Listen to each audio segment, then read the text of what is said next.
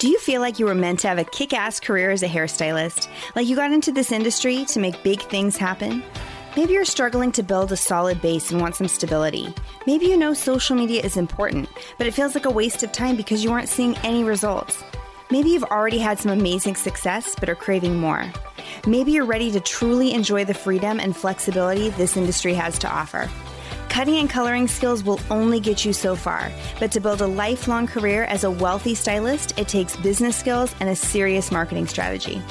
When you're ready to quit just working in your business and start working on it, join us here where we share real success stories from real stylists. I'm Britt Seva, social media and marketing strategist just for hairstylists, and this is the Thriving Stylist Podcast. What is up? And welcome back to the Thriving Stylist Podcast. I'm your host, Britt Seva.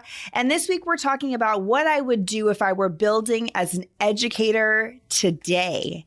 Now, the full transparency, I would not consider myself somebody who's building as an educator today. I've been educating in the industry for 12 years. I started in 2012. I was coaching one-to-one for 3 years before going online in 2015. I thought that this episode, first of all, it's inspired by a question, and I'm going to read the question. But what I loved about the way that this question was phrased is the person was specifically asking what I would do if I was building as an educator today.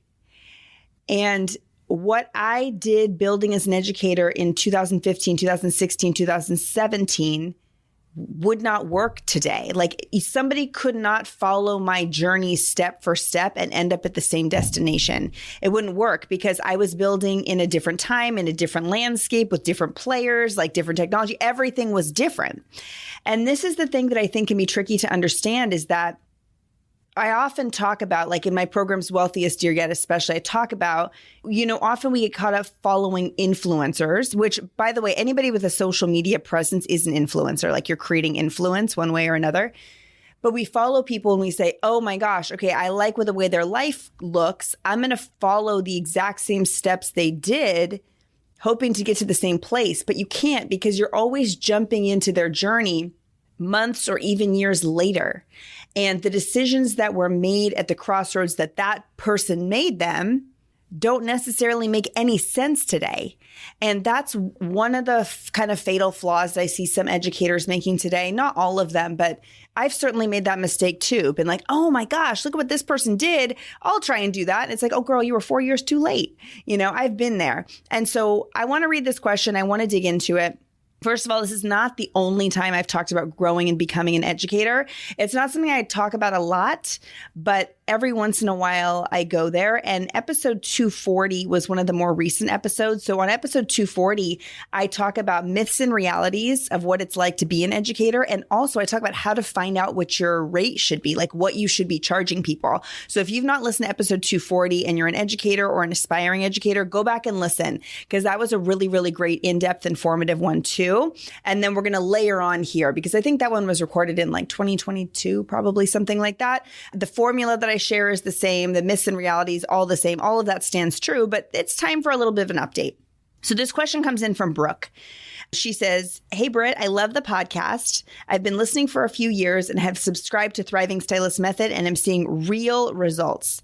I'm excited to see you in May in Chicago. Brooke, I'm excited to see you too. We're going to have a good time and continue learning more. I know that the industry as a whole says we are so oversaturated with industry educators, but my dream since 2018 was to become an industry educator. I'm finally in the space. I have the finances, I have the time, I have the resources, and I really want to start. I'm just wondering, how would you recommend new educators navigate our changing industry, market ourselves to stand out, and have long-term success? Well, if that isn't a smart question, I don't know what is. Like, Brooke, props to you because it just goes to show me like you are in the right headspace of like, yeah, but how do I do it today? And I hear the buzz about we're oversaturated as an industry when it comes to education. I don't want to be a part of that noise. I want to be a part of the solution. I freaking love it. Like you're coming from a place of awareness and I'm obsessed. So let's start with that first part where she says, we know education is saturated today. I actually don't believe that's the issue at all. I think the problem is we are having a massive quality issue in education. We saw an explosion of people choosing to shift into education in 2020, 2021, 2022, specifically those 3 years. And the challenge is education looks easy. Specifically, online education looks easy. Like in theory, you're like, wow, amazing. You set up a camera, a tripod, you're smart enough, you film some stuff, you teach some stuff. There's a million platforms that you can use for it. Like you build an email list, you show up on social media, done and done.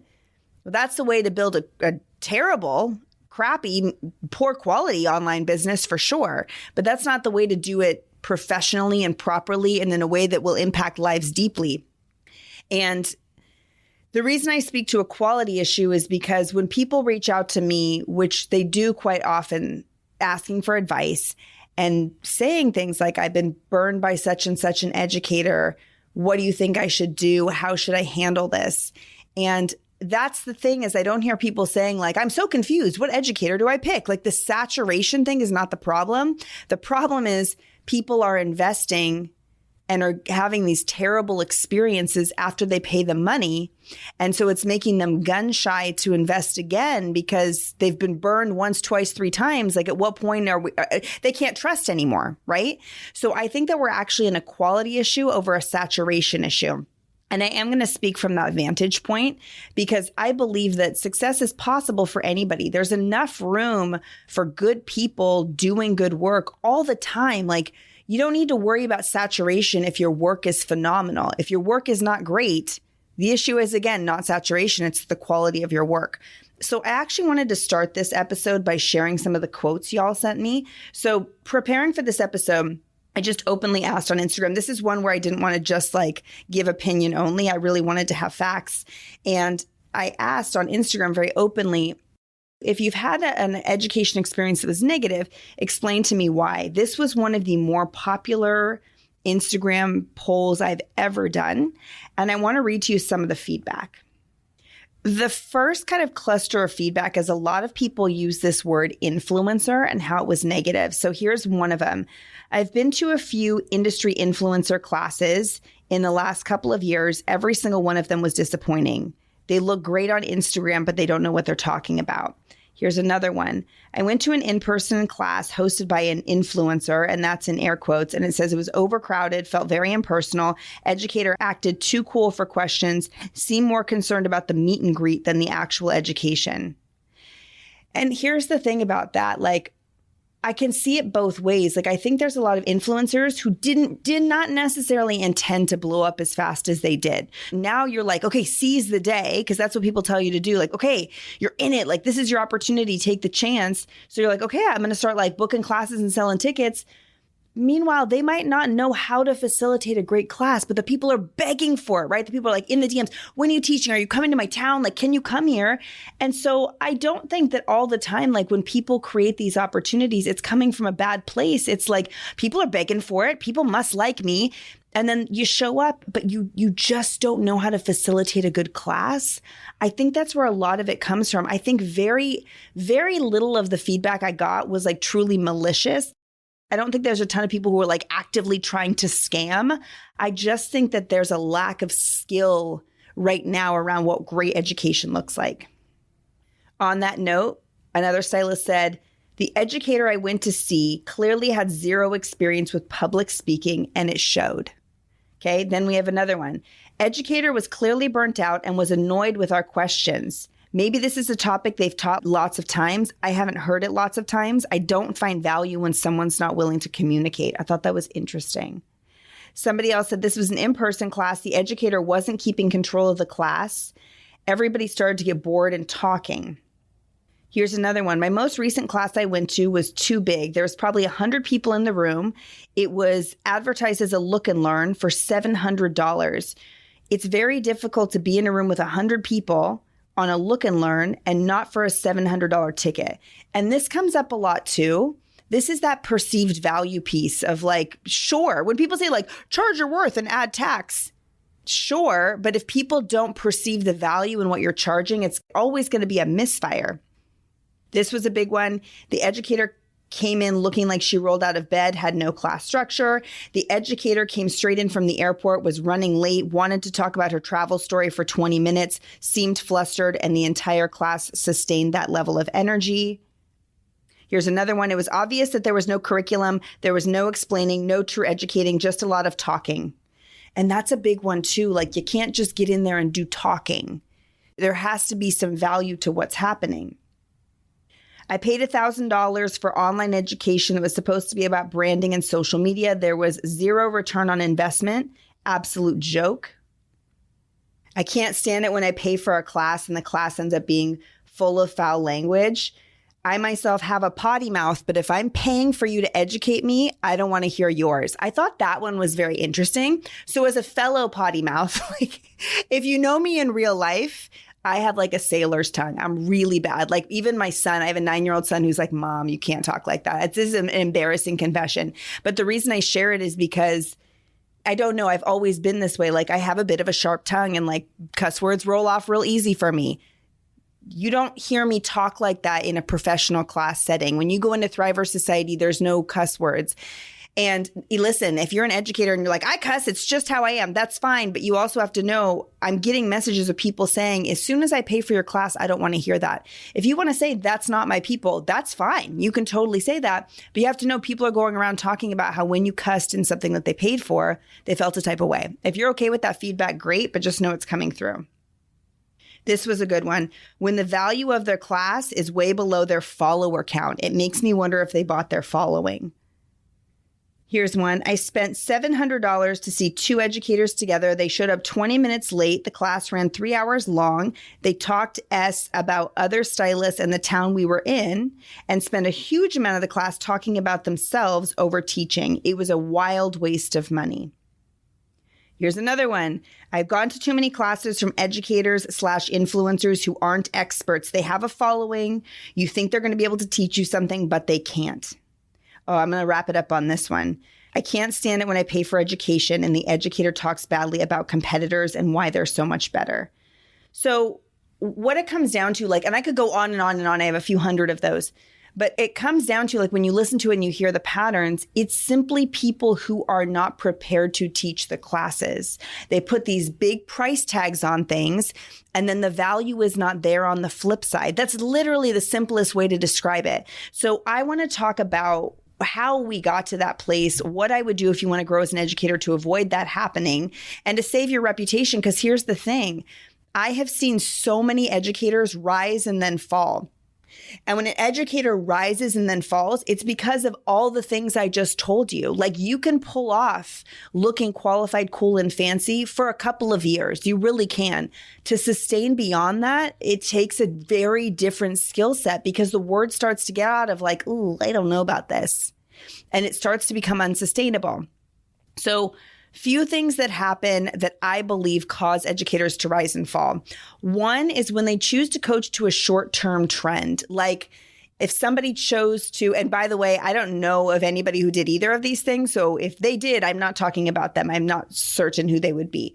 If somebody in our industry tried to be like the #1 TikTok teacher for beauty professionals, that is such a niched and specific trend that, yeah, you probably could blow the heck up teaching that for a short time, but it's not sustainable. Like any social media platform, it's not going to be around forever. So like, what's your end game on that? Same with AI. Do you remember in 2023 when AI was like all the rage? And now, not even a year later, it's starting to fizzle. Like, do I think somebody could sell an AI training class right now? Not at scale. Like no one's going to show up to see or hear that.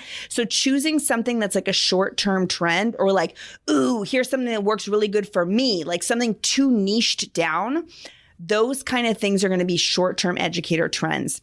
But the #2 thing, and the one I think is most popular, is they don't have a depth of knowledge or experience.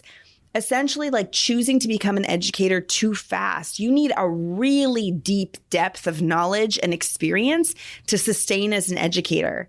So one of the things that I say is to like go through programs and find gaps. Don't try and reteach something somebody's already done, because what's going to happen is you don't have a depth of knowledge to go beyond that. People are going to see right through it. It's not sustainable.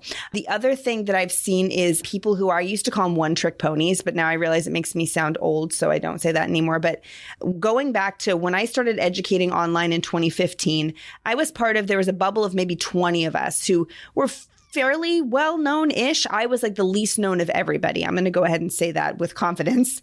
And I look at the people who were like 6, 7 steps ahead of me, who are like 300 steps behind me now. And I ask myself, what the heck? Like, what is it that I did that worked that they did not do? Or what did they do that didn't work for them? I looked them up just to see what they're up to. One of the people was a big time color educator, actually stopped doing clients to travel and just teach color classes full time because the demand was there. Like there was so much demand for this person. And now they're not educating, haven't been for many years. It looks like there was a post that was talking about it, and they're back to doing hair. They literally just don't teach anymore. And the reason why they blew up so fast is they were teaching one very specific trendy thing. But again, that goes back to the trends.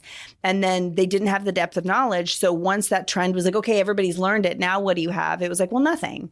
And your charisma can only take you so far, right? There's another person who, again, blew up on a trend. The trend kind of fizzled. And now I look at what they're doing. It looks like they took a big gap and they didn't teach for many years. And now they've chosen a new specialty that they're going in on. So they're going to try and make that thing work. But when you don't have that depth of knowledge, as trends shift and change, it's very hard to pivot. And so you end up in a bind. Biggest mistakes I see educators making today, trying to monetize too fast. Trying to get rich quick schemes. Like when somebody says that, how does it make you feel? Yucky. So don't go into education trying to get rich quick. Like go into education looking to build longevity. Like, you know, if this becomes something that's financially good for me in a decade, I'd be happy. Like that's when often it works out really, really well. Don't try and monetize for the first couple of years, which I know is hard for people because we're living in an Amazon Prime world where we want everything to happen right now. But the problem is, if you don't have lots and lots of depth of experience and you start charging people in your first year or your second year educating, people are going to have negative paid experiences with you. It is very hard to come back for that. Versus if you spend a couple years just deeply serving, maybe they will have some bad experiences with you. Trust me when I say people had bad experiences with me, but they were unpaid. So you can be irritated about it, but it's not, there's no skin off your nose on that one, right? It's not like anything actually went sideways in it. So no harm, no foul. Okay. Lacking clarity around their expertise. So there's a difference between being a smart person and a successful person and being a really great educator. There's lots of smart, successful people who should never, ever teach a class ever. And there's lots of people who are educating and teaching who aren't smart and like don't know how to do it as well. You kind of have to have both. And there are different skill sets. A lot of times, if I go to an educator's page or their website or whatever, they look accomplished, but it's very hard to distinguish, like, but what is it that you help people with? What do you teach them with? What is the finish line you're taking them to? What is the breakthrough they're going to have? And what's hard is this is a blind spot. Like a lot of times educators think they've done a really good job explaining it. But if the end user, the stylist, doesn't quite understand it perfectly, you'll really struggle to build and grow. Leads into number 3. Assuming the industry wants to learn something. If you're trying to convince somebody they should learn something from you, you're probably chasing the wrong vision. You want to teach the stuff that people are naturally coming to you for. That's how I've done what I've done. If I was to teach what I wanted to teach, I would be teaching something totally different than what I'm teaching right now. Like when I look at the things like I'm really passionate about like diving into and researching on, or like I really feel like this would be huge for the industry. I can want that as much as I want to, but if the industry is not ready for it, or if there's not a craving for it, I don't get to teach it. You have to listen to the market. And I think that a lot of educators are like, don't listen to the market, listen to me. It doesn't work that way. There has to be a natural demand for it. So then we look at like, I kind of think about education in different buckets. And I think about experience and qualifications in 4 different categories. So for somebody like maybe for this, stylist who wrote into me, I want you to think to yourself, when I'm going to list off kind of 4 ranges of expertise. I want you to categorize yourself. So the first is a helper. A helper can give advice or show you how they think something can be done. Can I be honest? I think a lot of industry influencers, I'm doing the air quotes right now, are mostly helpers. Like they can give advice or show how they think something should be done. And they can do a great job of that. When I started off teaching within my salon, I was definitely a helper. I didn't know how to be a great teacher. I didn't know how to be a great educator, but I could certainly show somebody, I could push them to the finish line. I had experience doing a lot of things where I could say like, oh my gosh, I know how to do that. Let me help you. I know how to do that. Let me show you how to do it. To me, that's not educator, that's helper. Okay. Then we have teacher. Teachers can demonstrate techniques that they are trained in. They're often resharing information that was taught to them.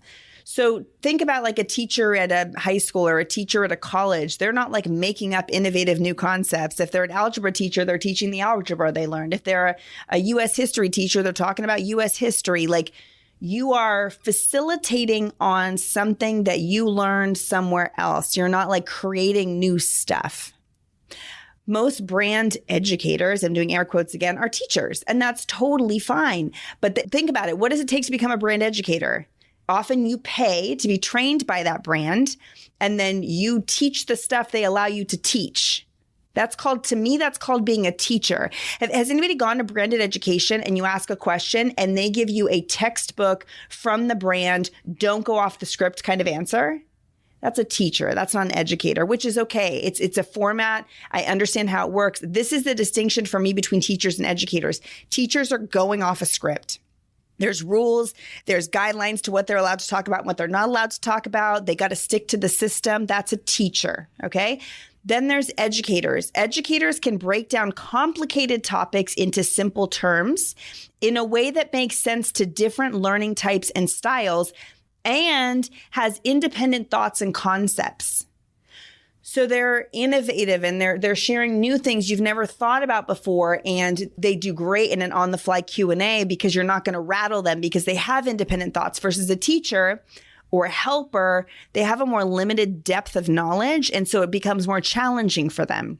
Then there's a coach. A coach creates next-level results and breakthroughs. Coach is the hardest one to get to. Coaches don't speak to the obvious. Coaches coach in the gaps. And that's what makes coaching exceptionally hard, is that you don't give someone what they want. You give them what you need, even if it's a tough pill to swallow, even if what they need is not what they're asking for. That's the job of a coach. A coach is not an order taker. An educator is sometimes an order taker. A teacher is 1000% an order taker. A coach is not. A coach gives the hard advice, even when the person doesn't want to hear it. Okay. 4 different types. I want you to think to yourself, like, based on your depth of knowledge today, what are you?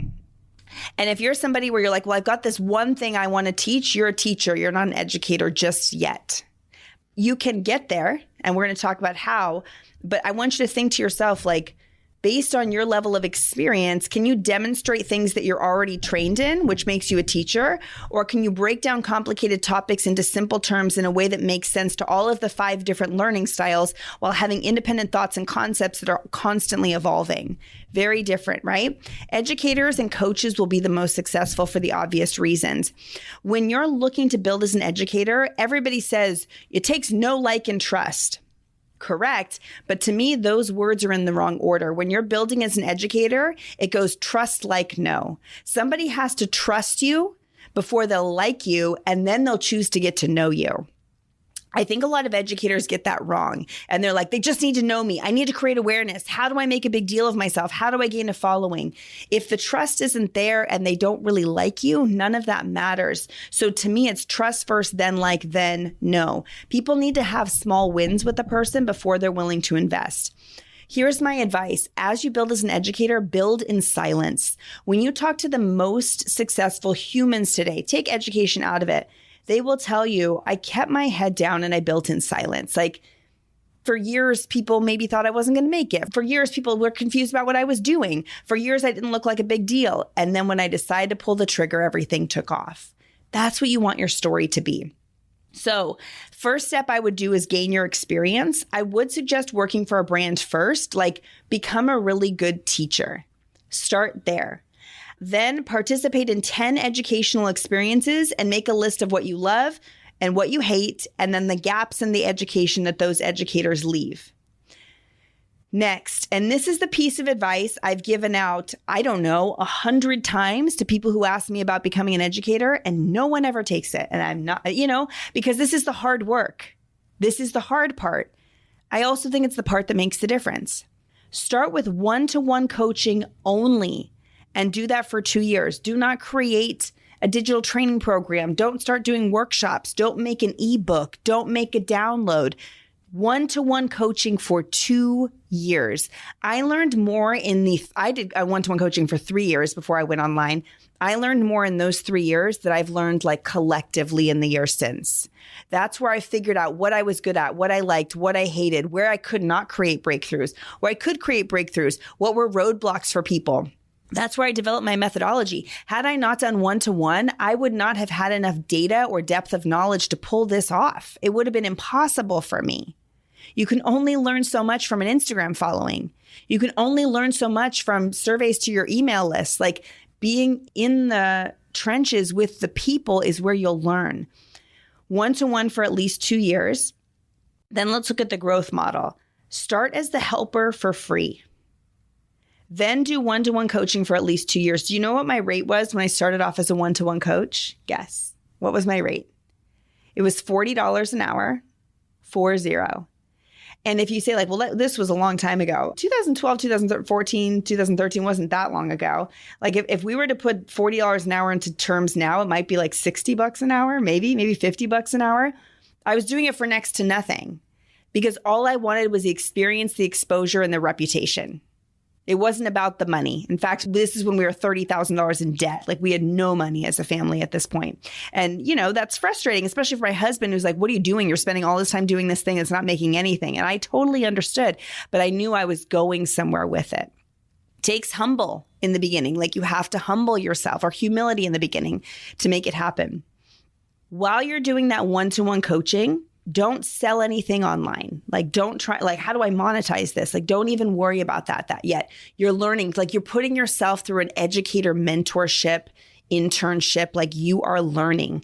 Build up your network and your reputation. Figure out where you're creating breakthroughs for people and what you enjoy teaching the most. There will be stuff you love teaching and stuff you don't enjoy teaching. Learn that now. Figure out who you like teaching the most.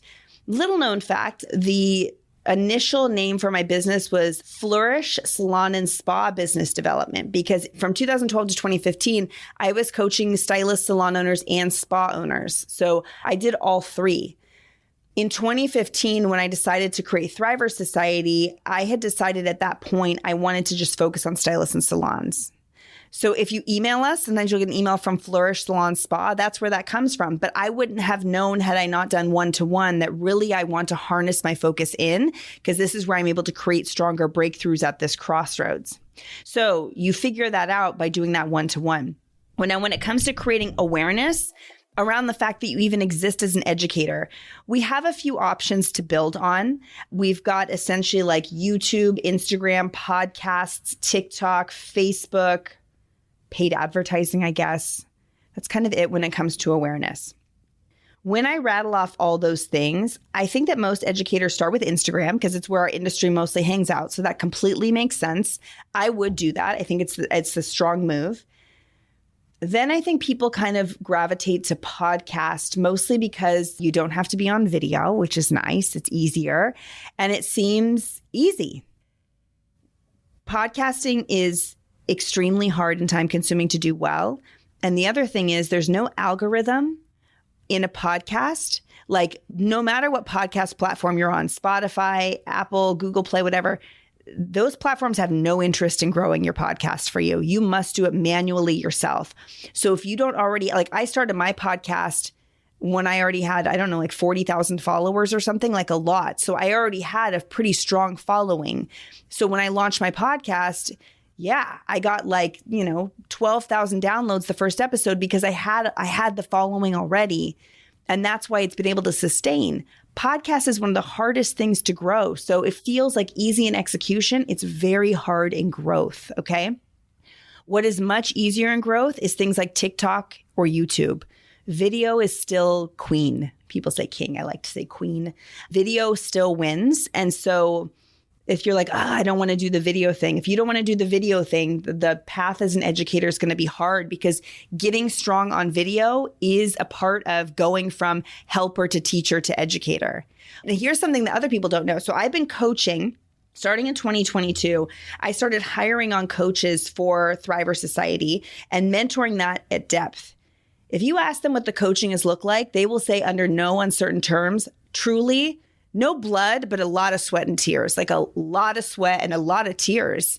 Because when you try and teach on video, when you try and teach on audio, it's a lot harder than people understand. And I don't settle for mediocre with my coaches. I think a lot of educators or teachers or helpers or whomever don't take time to learn the nuances of video education, of audio education. If you choose to build awareness around your educator brand using TikTok, YouTube, Instagram video, you will learn it. Like you'll learn it through the reps. Be messy in the beginning. Be clueless in the beginning. It will get easier the more often you do it. Video marketing is going to be crucial, and I would be showing up daily. So wrapping it up, this was a rather long episode. For those who want to grow as educators today, do not believe the lie that the industry is too saturated. It's not too saturated. We have a quality issue. If you can overcome the quality issue, you can be successful.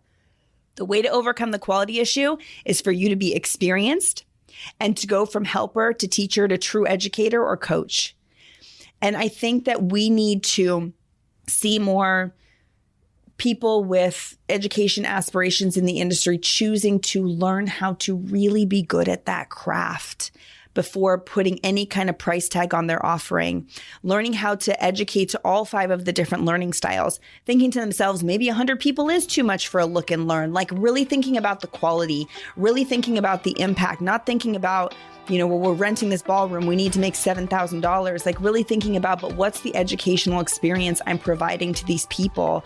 And how can I make sure it's stellar, right? It's something that whenever I coach an experience, we are always trying to better what we did the last time. I'm somebody who even has room for growth, but I never stop at good enough.